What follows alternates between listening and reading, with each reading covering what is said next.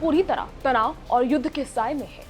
ऊपर से देखने पर लग सकता है कि लड़ाई सिर्फ ईरान और इजराइल अमेरिका के बीच है, लेकिन इसका असर पूरी दुनिया पर पड़ रहा है और भारत भी इससे अछूता नहीं है। दरअसल अब तक ईरान सिर्फ अमेरिकी सैन्य ठिकानों को निशाना बना रहा था, लेकिन अब हालात बदल गए हैं। ईरान ने खतरनाक कदम आगे बढ़ाते हुए एनर्जी इंफ्रास्ट्रक्चर यानी तेल और गैस से जुड़े ठिकानों को निशाना बनाना शुरू कर दिया है और यहीं से चिंता बढ़ जाती है, क्योंकि पूरी दुनिया की अर्थव्यवस्था इन ऊर्जा संसाधनों पर टिकी हुई है। अब खबर यह है कि ईरान ने कतर के गैस ठिकानों पर हमला शुरू कर दिया है। कतर, जो दुनिया के सबसे बड़े एलएनजी यानी लिक्विफाइड नेचुरल गैस सप्लायर्स में से एक है। कतर के रास लफान इंडस्ट्रियल सिटी, जो देश का सबसे बड़ा गैस हब है, वहां मिसाइल हमला हुआ है। इस हमले के बाद एक बड़े एलएनजी प्लांट में आग लग गई और उसे नुकसान पहुंचा है।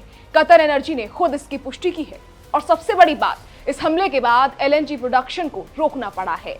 अब आप समझिए इसका मतलब क्या है। ये सिर्फ एक देश पर हमला नहीं है, ये सीधे तौर पर दुनिया की ऊर्जा सप्लाई पर हमला है और जब गैस सप्लाई प्रभावित होगी तो कीमतें बढ़ेंगी और उसका असर हर देश पर पड़ेगा।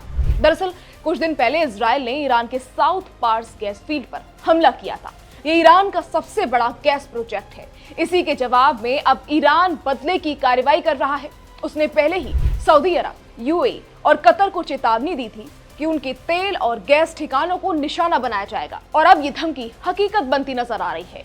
यानी अब ये युद्ध सिर्फ सेना और हथियारों तक सीमित नहीं रहा, बल्कि ये दुनिया के सबसे अहम संसाधन तेल और गैस तक पहुंच चुका है।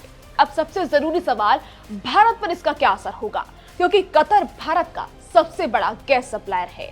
भारत जो कुल एलएनजी आयात करता है, उसका करीब 47% हिस्सा कतर से आता है।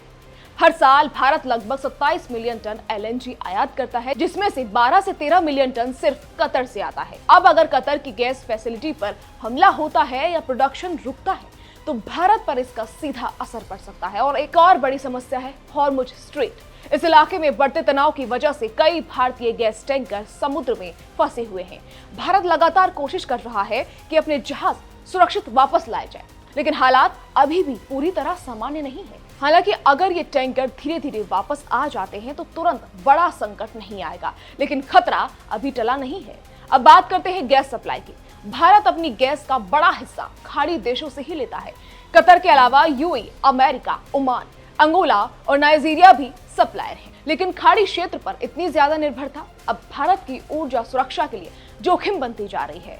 अगर हालात और बिगड़ते हैं तो भारत को महंगा एलएनजी दूसरे देशों से खरीदना पड़ेगा और इसका सीधा असर पड़ेगा आम लोगों की जेब पर। आपने देखा होगा कि कुछ जगहों पर गैस सिलेंडर को लेकर चिंता बढ़ रही है।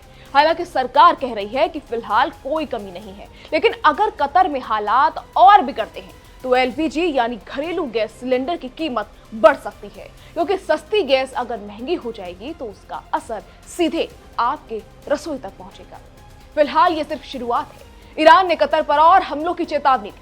अगर रास लफान गैस हब लंबे समय तक बंद रहता है तो पूरी दुनिया में गैस संकट गहरा सकता है और भारत को भी इसका बड़ा खामियाजा उठाना पड़ सकता है।